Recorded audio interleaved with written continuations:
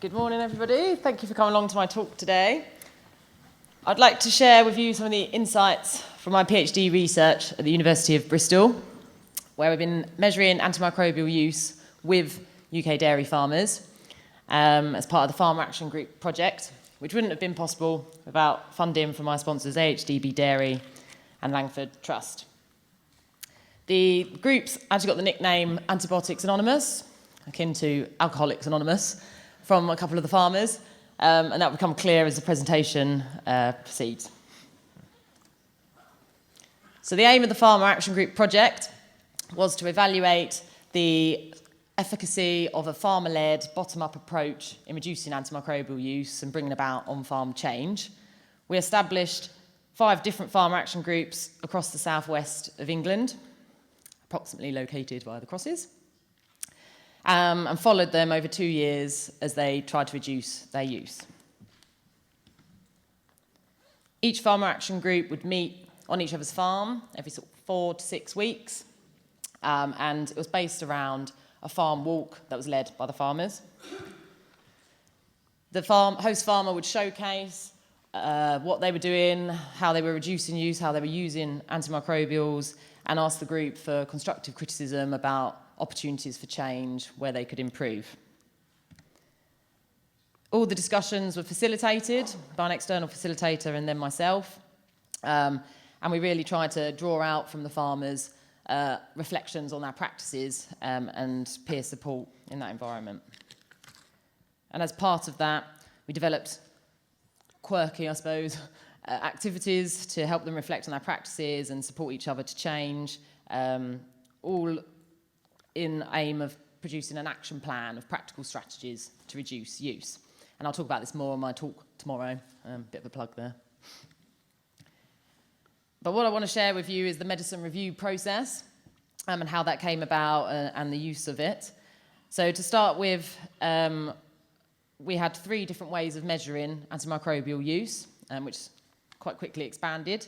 We based the vet medicine reviews on vet sales data for the vast majority, and it was covering 2 12-month consecutive periods. We started with calculated courses, which a certain producer pool in the UK were using to measure use, and it quite nicely split adult use into calf use, which the farmers are really keen on doing, so they like to see where their pinch points were. The UK national reporting also uses milligrams per PCU and splits that into grams of antibiotic per cow per year from intramammary tubes, mastitis being a big cause of antibiotic use. So they were the 3 sort of starting points, but with discussion with the farmers, we've thought, do you want to use the PCU cattle weights? Does that kind of make sense, or would you prefer to use, say, what the Dutch and the Danish people were using? And they chose a more 600 kilo weight for an adult cattle rather than basing it on the PCU weight. So when I say mix per kig, it's slightly different to the mix per PCU. We also took a select group of dairy farmers to the Netherlands for a study tour. So as we heard Professor Lamb earlier talking about the Dutch method of reducing use and how they measure it, some of the farmers in the group learnt about that and they loved it, and they thought it was a much better way of measuring use using a daily dose metric than a milligram metric. So we adopted that into the review process. And some farmers were quite keen to measure usage against a production parameter, so like milligrams per 1,000 litres of milk, which I'll go on to explain a bit more about later. We included a very brief overview of their costings, which was a good entry point into discussing these metrics, so looking at percentage expenditure on different types of medicines, percentage expenditure on critically important antibiotics as opposed to non-critically important. And that really opened up the discussion with varied farmers about, should you be spending more of your medicine expenditure on antimicrobials as opposed to vaccines and anti-inflammatories? And that really did trigger off the discussion. So although this initially started as a measure of the success or not of the farmer action groups and their participation in them, it started to turn into a discussion tool, which is similar to what we've heard from speakers yesterday about how we can use this to start discussions around herd health. So this graph just has all the dairy farms in the project along the x-axis after year 1, and their total antimicrobial use along the y-axis as measured in milligrams per kilogram. As you can see, there's a huge range.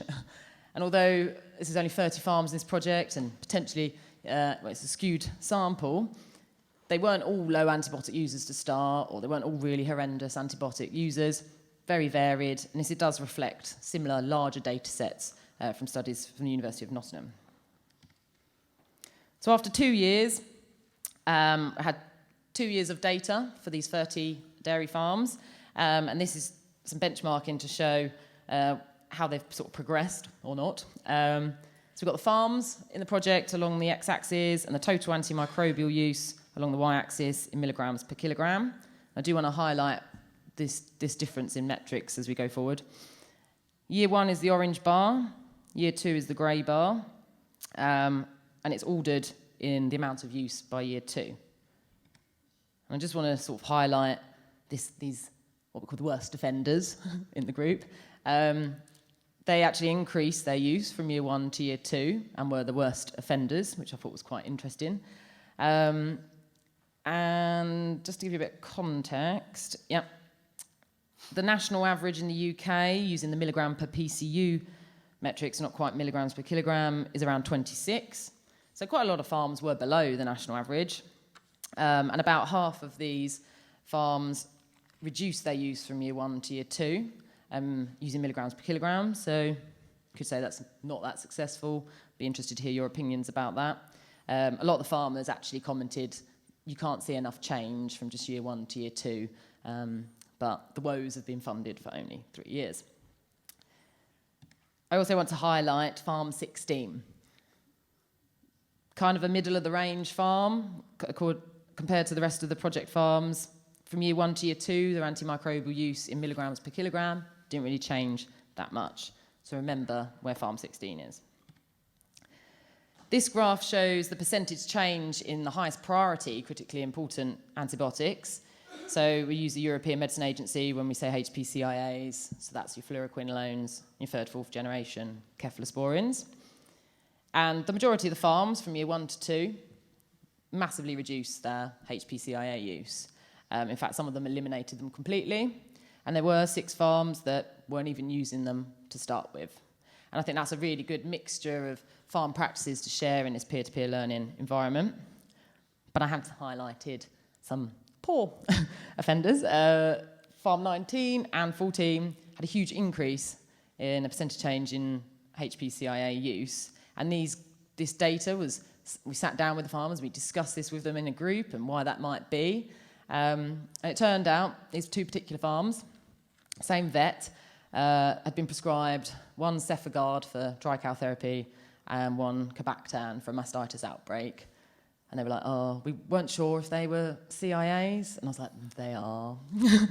So is it that farmer's responsibility to discuss that with the vet, or is that the vet's responsibility to prescribe responsibly? So repeat these graphs now, but using a different way of measuring antimicrobial use. So this is animal daily dose, similar to what's used in the Netherlands. And it looks similar on face value, and we've got some farms here that were like fairly high users, maybe a little bit above average for animal daily doses in year 1, the orange bar, and they've massively slashed that use by year 2. Again, I'm not saying that's directly due to participation in the farm action group, but feedback in my qualitative analysis suggests that this has been a pivotal part in their progress, Antibiotics Anonymous.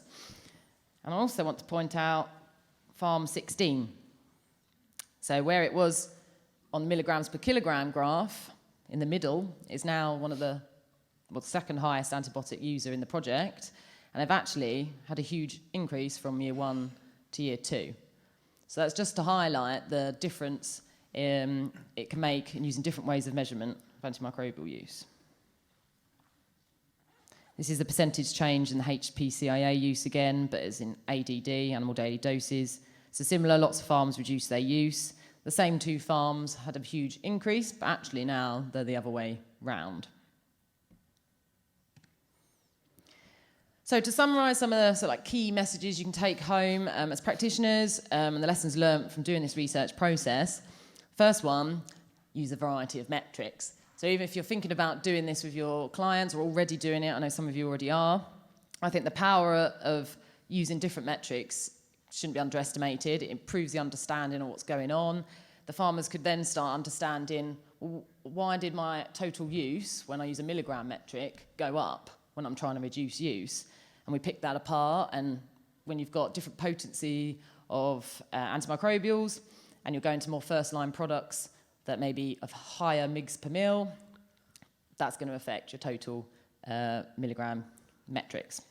And Kristen spoke about this yesterday. We've got a research paper out about the different pros and cons of the different metrics, if you need something to refer to if you're starting to do this in your practices.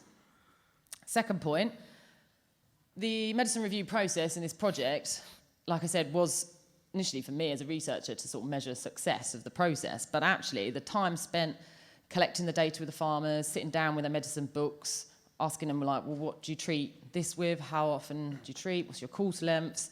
And then going through why I'm collecting that data and then discussing it as a group, pulling apart the reviews was a really valuable process for them. And they felt that they had this buy-in to the measurement process. So it wasn't me handing a 9-page report to them with a paragraph of explanation of what the graphs meant.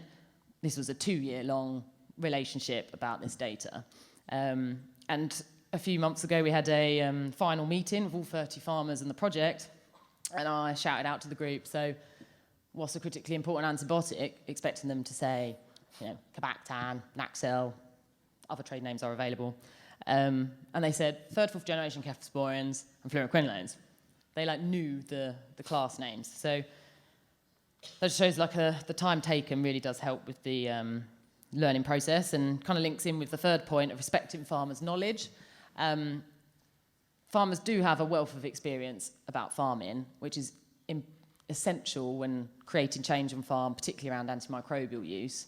And I think recognising that and having this two-way process, you know, really helped with the engagement about creating change on farm. And I wasn't immune from this change process. I had the medicine reviews picked apart by the farmers, the little diagram of the milligrams per 1,000 litres of milk in a bottle. They were like, well, Lisa, that just suggests to the public there's antibiotics in her milk. So I was like, oh. So I got stunned for that one. But acknowledging that, there was gaps in their knowledge, and when we started this project, they didn't know what critically important antibiotics were, but there's a huge thirst for that knowledge, and it really should be coming from the vets, and that's a great opportunity to start these herd health conversations. And eventually I did produce a sort of laminated handout for them, although I resisted because these categories are a bit contentious. But and they can then go and take that tool with their vets and discuss, well, on my farm, what antibiotics am I using and which category do they fall into? And design herd health plans around that. Ultimately, this peer-to-peer learning process has been shown to be really quite powerful in instigating change on farm and helping improve their knowledge around this issue. The UK has just had the red tractor rules about not using HPCIAs on farm now without culture and sensitivity, and the farmers in this process have said, well, we feel like we're 2 years ahead of the game now because they've been learning and sharing and supporting each other in a Antibiotics Anonymous kind of way to reduce their use. So I'd like to acknowledge the farmers in this because they really did drive the change, and thank you very much for listening. Any questions?